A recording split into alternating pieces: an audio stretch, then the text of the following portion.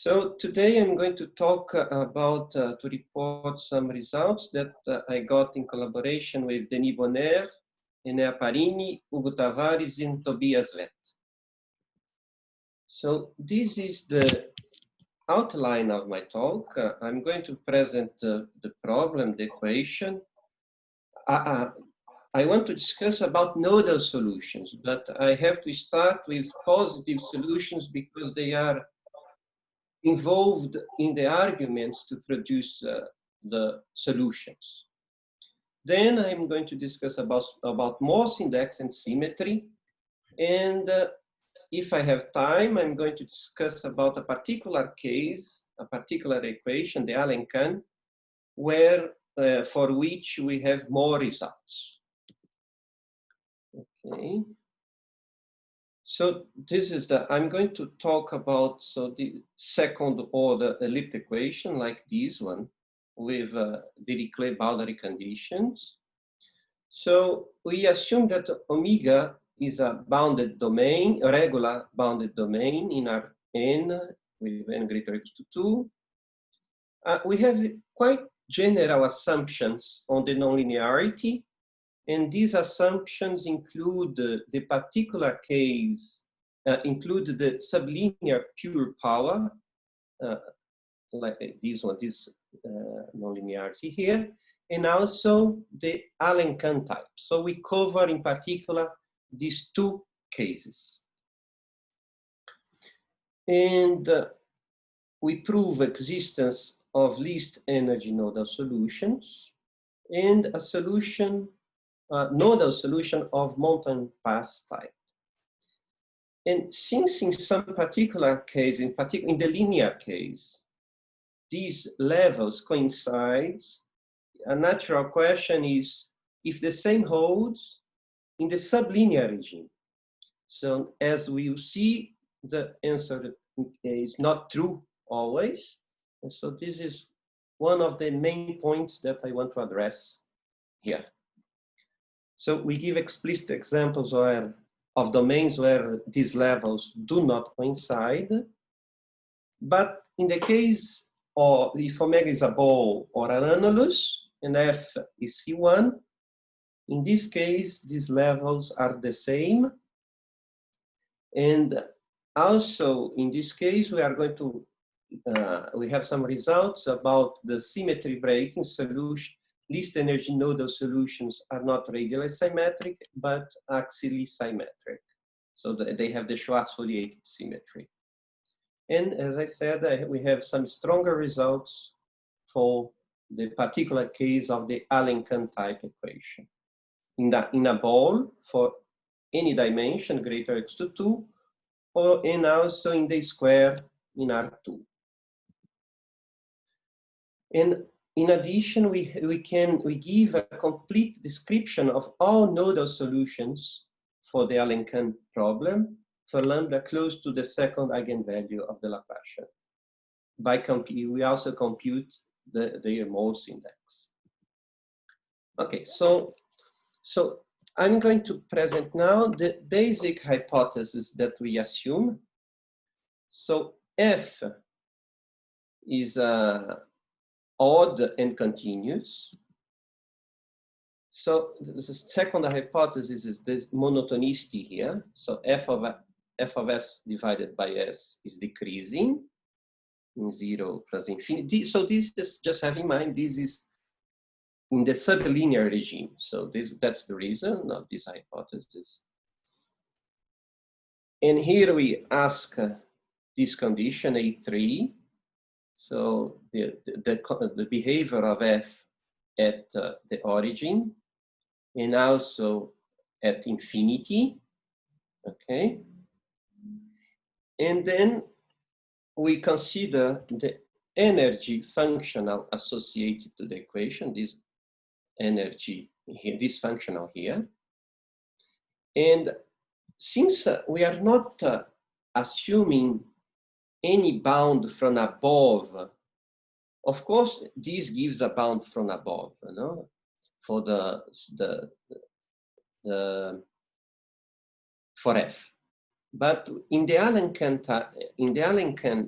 case, for example, we could have P supercritical, and then the functional can assume the plus infinity at some point. So that's the reason that we said the functional is defined like this. And also the least energy level. Okay, so this M is the infimum.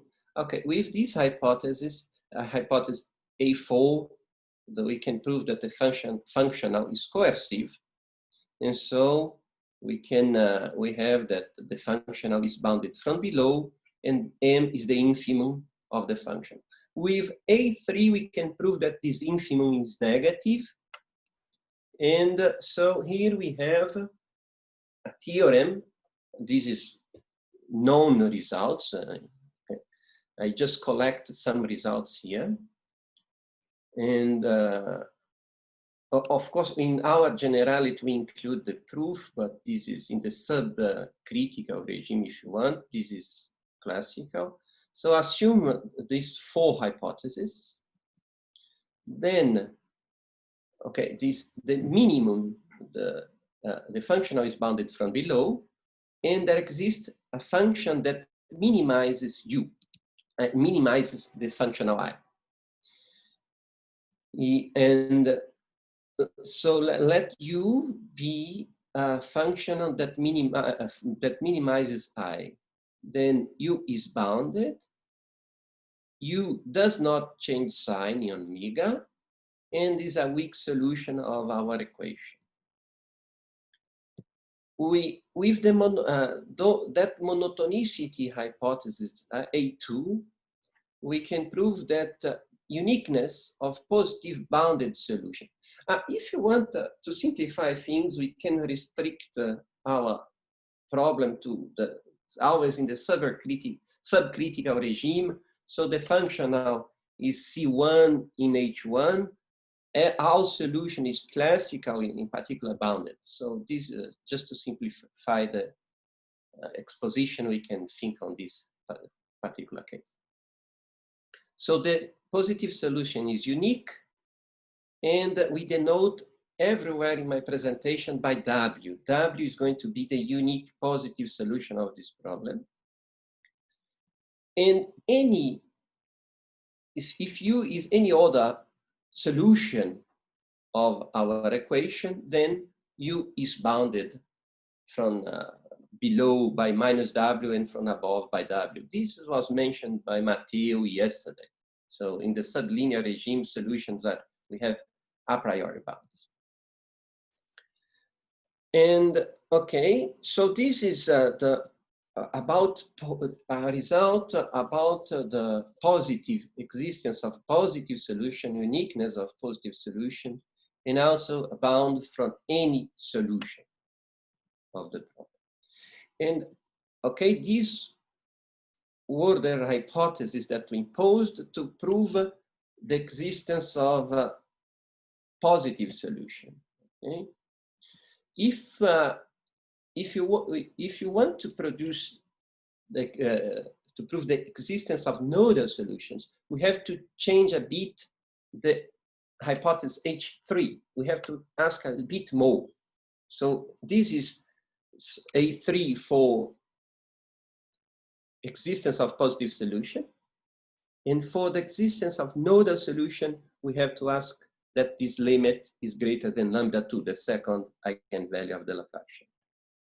This is not technical. This is indeed in the particular case of the Alencon equation. This is necessarily insufficient to prove to the existence of nodal solution. So let us denote phi1 by phi1, the first positive eigenfunction of the Laplacian, with the L2 norm equals to 1. We recall these characterizations for the second eigenvalue of the Laplacian. So we have this kind of optimal partition problem, and also this kind of mountain pass characterization for the second eigenvalue. So this infimum, and here lambda is all the paths, continuous paths, such that C0 is minus U1 and C1 is phi 1. And here with L2 norm equals to 1 for everything. So the first characterization in particular is presented, we can find in this paper by Susanna, Monica, and Gianmaria. And the second characterization, this characterization is in this paper by Mabel, Di Jairo, and Jean-Pierre.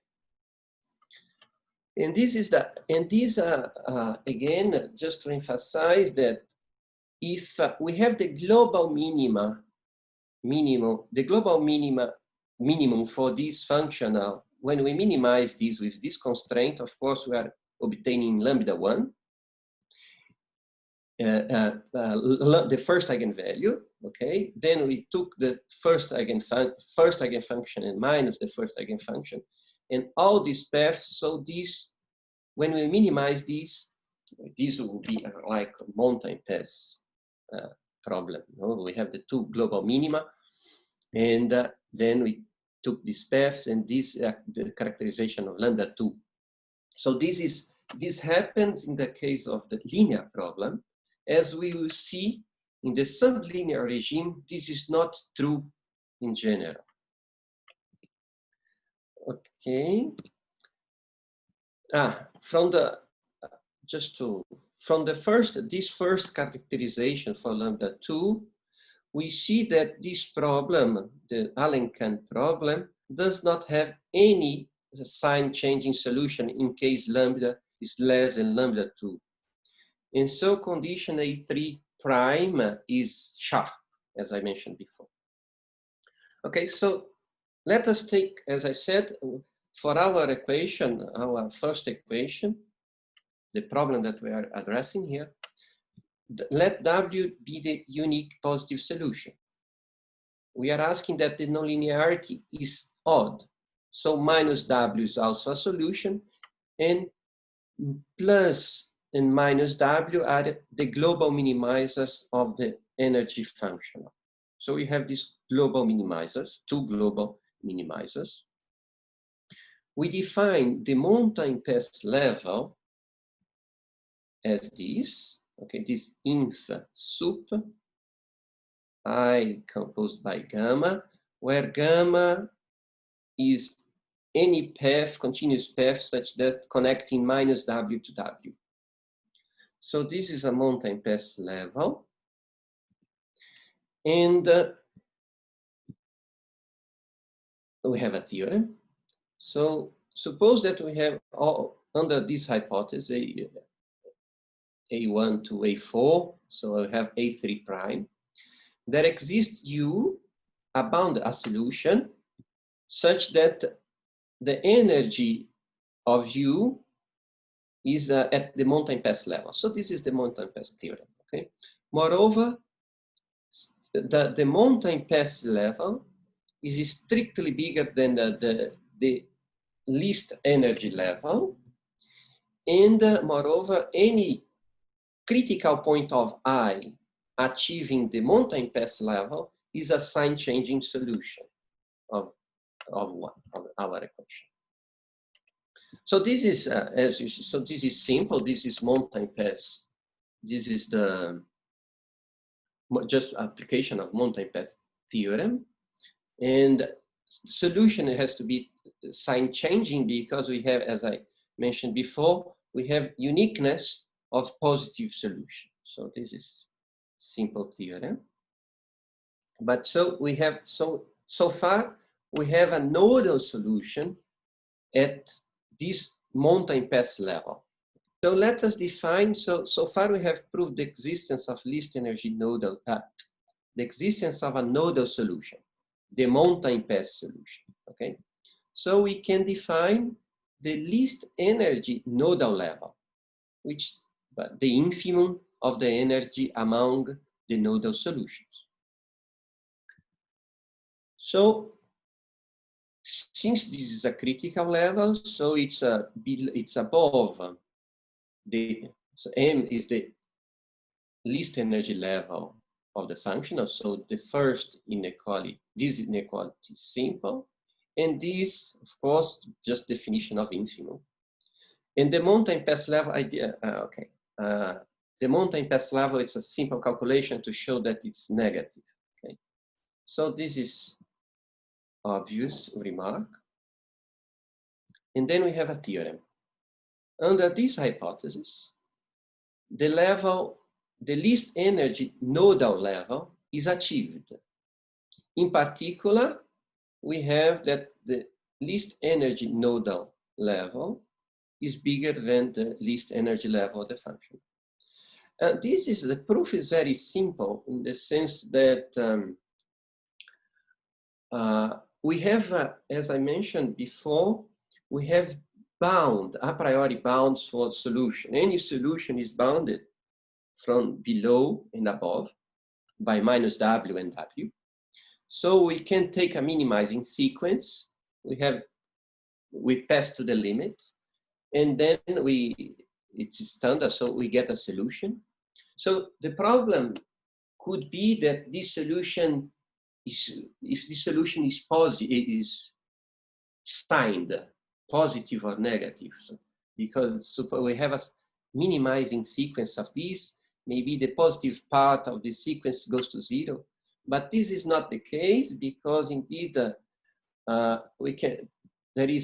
we prove, and also we realize that this is also proved in this paper here, that for sublinear equations, the positive solution is isolated.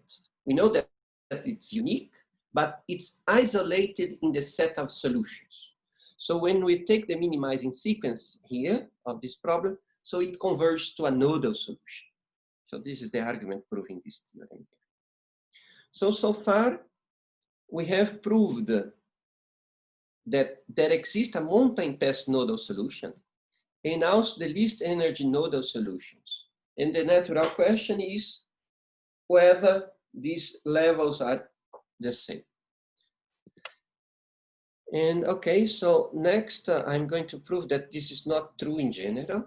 And I'm going to present to you a domain where these levels do not coincide. So to prove the existence of a least energy nodal solution, a mountain pass solution, we assume these 4 hypotheses here. Okay? And since I'm going to give you a domain where this inequality C node is different of the mountain pass level, we have to drop A3 and A4 because it involves omega. I'm going to construct omega. So where A3 prime and A4 will be replaced conveniently. And this is the theorem that we have. Suppose that F satisfies A1 and A2. And here, suppose that we have limit, this is the behavior of F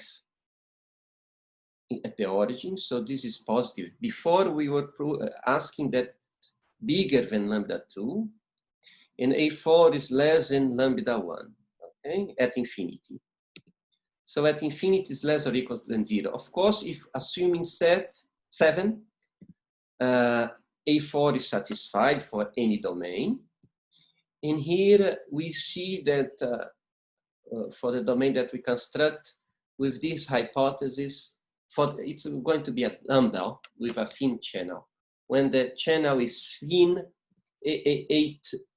A3 will be also satisfied. Okay, so this is, so under this hypothesis, we can construct a domain such that these levels do not coincide. So how we construct this? So let B1 and B2, 2 balls, disjoint balls with the same radius, very large. So large that we have, since this is positive, so it's the radius is so large such we have this inequality here, such that we have this inequality. So here now the balls are fixed. So for any delta in 0, 1. Let omega delta be the dumbbell domain, obtained connecting the centers of these two balls with a cube of width delta. So the answer for the domain that will satisfy this property here is indeed this dumbbell when the channel is very thin. So here, so this is the shape, the domain that satisfies where we prove that those levels are different. And we see here when the width of the channel goes to 0, so this domain approach these two balls, tangent balls. And here we are going to use, we have results about the convergence of the levels and also the solutions. And these are the arguments proving that the levels are different. Okay, denote by W1 and W2 the positive solutions that we know that unique in each of these balls. Okay, so set W0. Here I'm going to give you the idea how we prove that the mountain pass level is different from the least energy level. So set W0 equals the sum of these two solutions. So this is indeed the positive solutions, the positive solution of the problem in omega 0 in this set here. Okay, and the energy of W0 is the minimum, okay, the minimum of I. So we can prove that the least energy level of the dumbbell converges to the least energy level of these two disjoint balls. Moreover, the positive solution in the dumbbell converges to W0 in H1 omega star as delta goes to 0, where omega star is the convex hull of the two balls.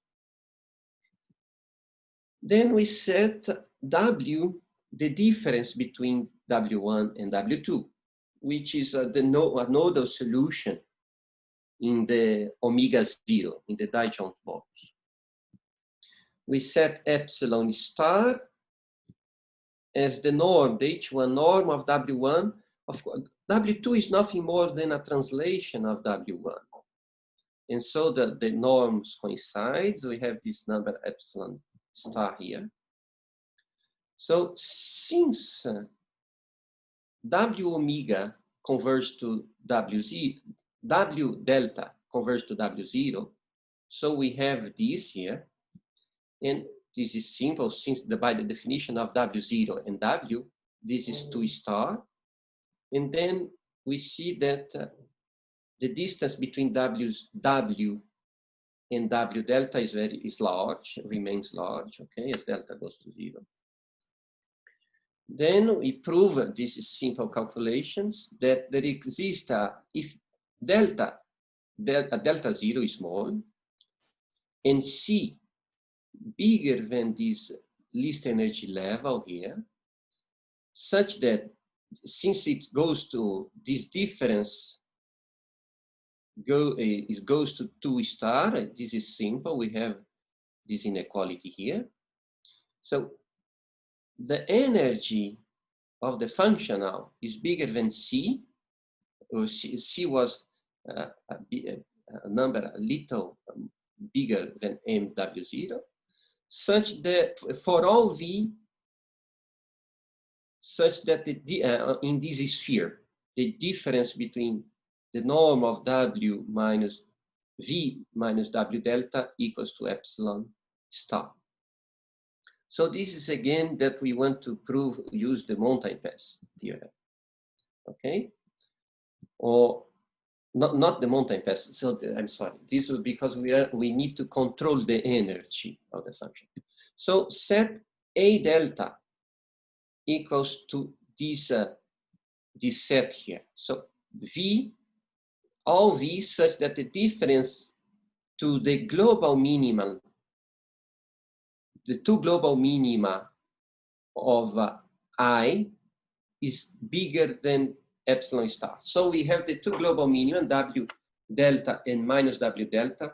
So we have this ball of, we put a ball of radius epsilon star around these two global minima. So A delta is just the complement of these two balls, the union of these two balls. So based on this inequality here, we see that the infimum of I on the boundary of A delta is bigger than bigger or equal to C. Then, as a consequence, so because we have these two global minima, and we can, so we remember how we define the mountain pass level, okay? And then from these we get that the mountain pass level is greater or equals to C. And we see that since W satisfies, W is in A delta because of this inequality here, okay? So if you take the minimum, and we know that the function of I is globally bounded, in particular it's bounded in A delta, so this number is well defined. And since W is in A delta, we have this inequality, and I'm sorry, IW is bigger than this, the infimum, because W is in the A delta, and IW is, we have here is just the, since this is the positive solution, is in omega 0, so this is m of omega 0, and the C that we found here above is bigger than this number. So what this, so we minimize I on the set A delta, and then we obtain a nodal solution V that is a local minimizer of I. Okay, because when we minimize I in A delta, since we have that this infimum is less than C, and on the boundary of A delta, the infimum on the boundary is greater or equals to C, so the minimum of I on A delta is obtained inside A delta. So we got a local minimizer of I, and in particular, we have, so this inequality here, so C, because C is less or equal than the mountain pass level, and C star is, we have the strict inequality. And then and of course, this level here is greater or equal than the C node, because this is a nodal solution. It has to be a nodal solution because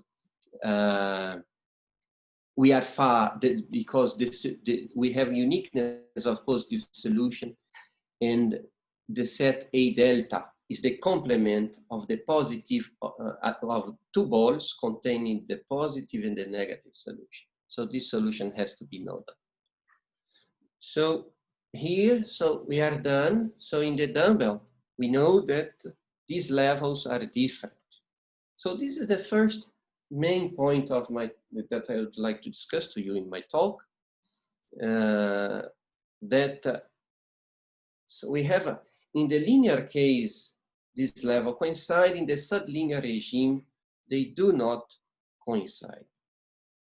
Now I want to shift to the second interesting, that I think it's interesting, result that we got here, is concerning the Morse index. So when we, now in the superlinear regime, consider the Allen-Kahn, consider the Lane-Anden equation with superlinear. We know that Bartsch, Vett, and Filomena also, they proved that Afonso Castro also, that the least energy nodal solution in any domain always has Morse index 2 equals to 2. And this is not the case. We will see that in the sublinear regime, it may happen that least energy nodal solution, they may have 0 Morse index or Morse index equals to 1. So this is just to emphasize that a big difference between sublinear problems and superlinear problems. Okay. So since we are going to talk about Morse index, I'm going to assume now for here that F is of class C1. In this case, we can define the Morse index of a solution U as the number of negative Dirichlet eigenvalues of this operator in omega counted with multiplicity. So here we have a theorem. Suppose that we have those 4 hypotheses before, and let U be, to simplify things, we are consider the sublinear regime, so any solution is bounded, it's regular. So if U is a nodal solution of our equation at the least energy nodal level, so then the Morse index is less or equals to 1. Okay, and so this we take advantage of some results, ideas indeed, some ideas contained in this paper by Thomas Barch, and we can prove these bound for the Morse index. So just to have in mind, just keep in mind, so if a nodal solution attains the least energy nodal level, the Morse index is always less or equals to 1. So it could be 0 or 1. And as we will see, there are, in the dumbbell case, the Morse index is going to be 0, but in the ball, in the annulus, the Morse index is 1. Then we have the next theorem. Suppose that we have those 4 hypotheses mentioned before. Suppose there exists a nodal solution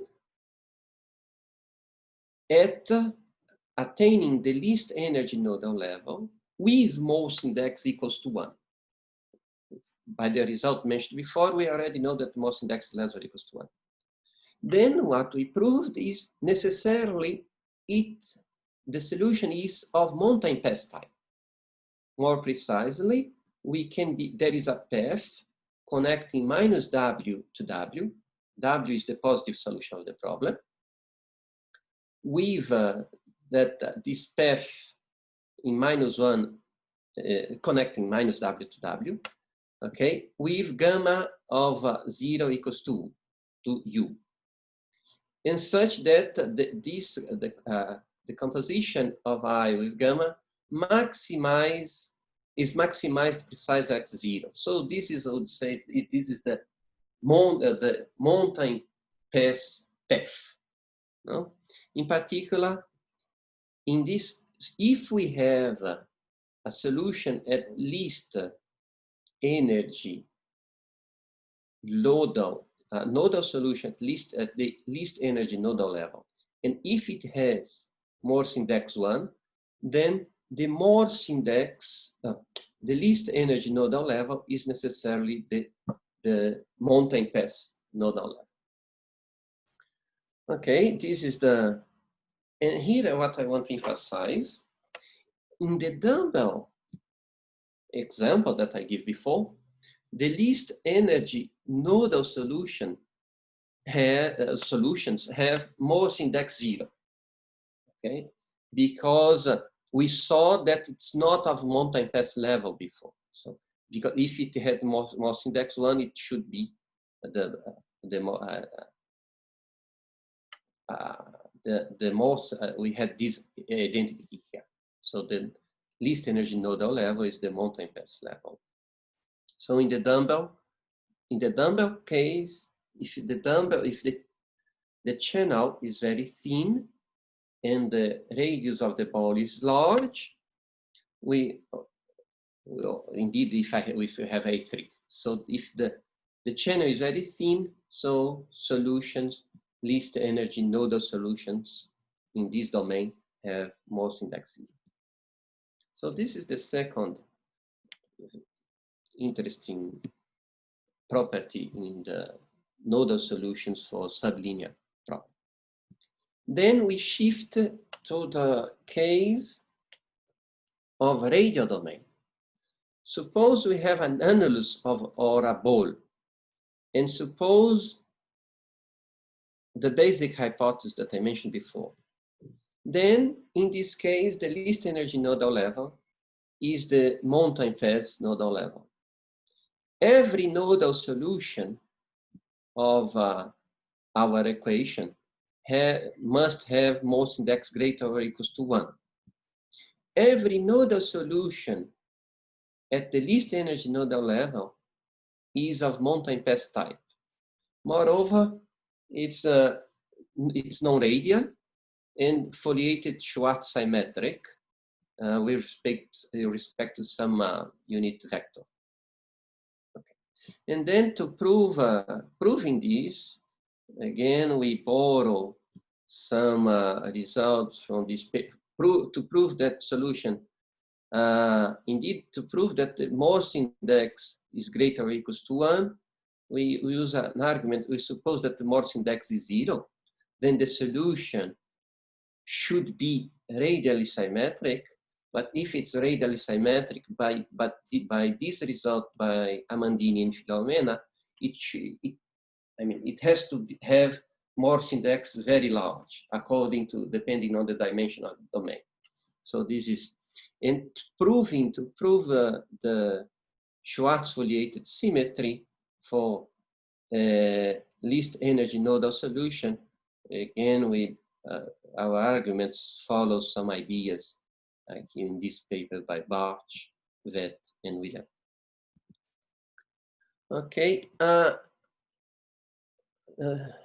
Thomas, how much time do I have? Oh, 5-6 minutes. Okay, yeah. Okay, so I am going to mention to you some results for the particular case of the Allen-Kahn equation, where we have more results.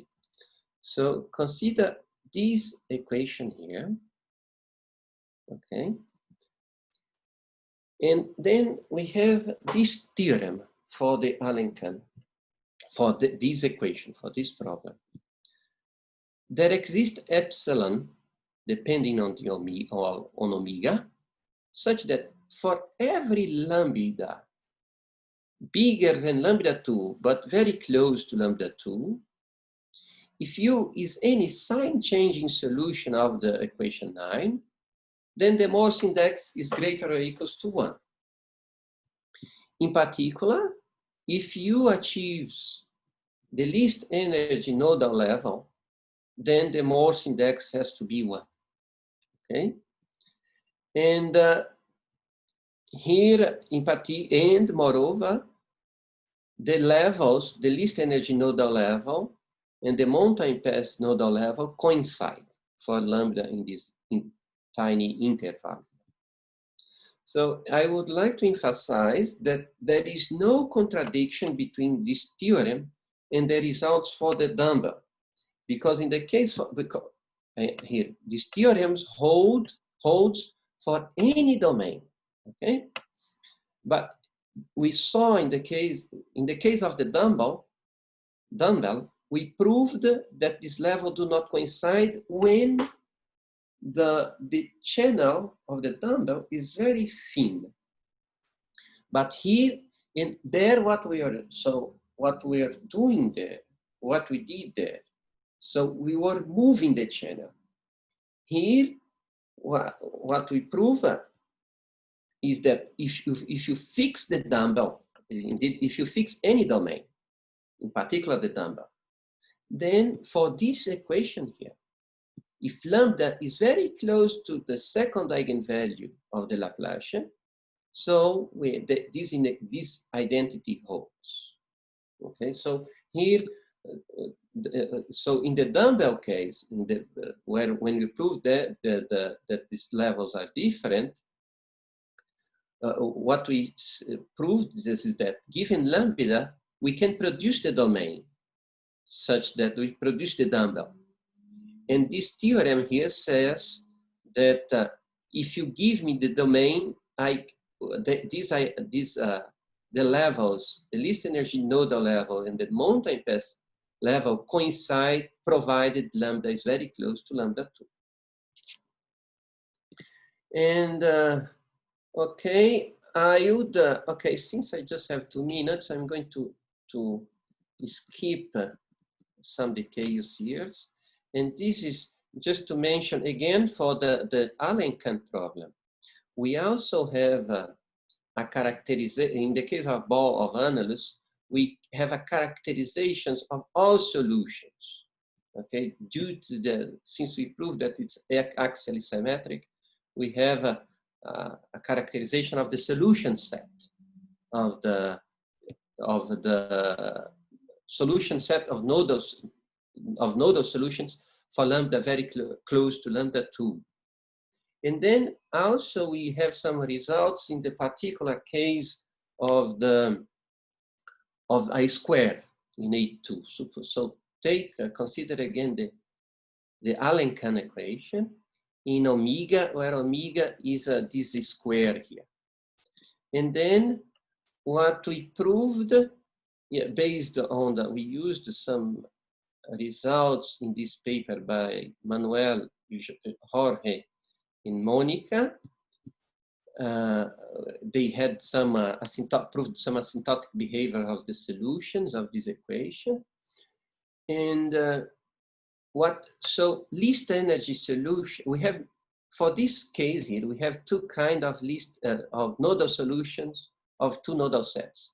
Solution that it's odd with respect to this diagonal and odd with respect to this line here. So the question is, which of the solution, and positive in each part, okay? So for which solution is of the least energy nodal solution? And we proved that solution of type M is the solution here, that's odd with respect to this line here.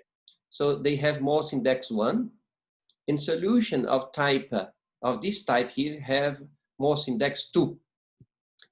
And so least energy nodal solution is of type M. Okay, so this solution that's positive here, and odd with respect to this line is the least energy nodal solution. So I'm going to stop here precisely on time. Thank you very much for your attention.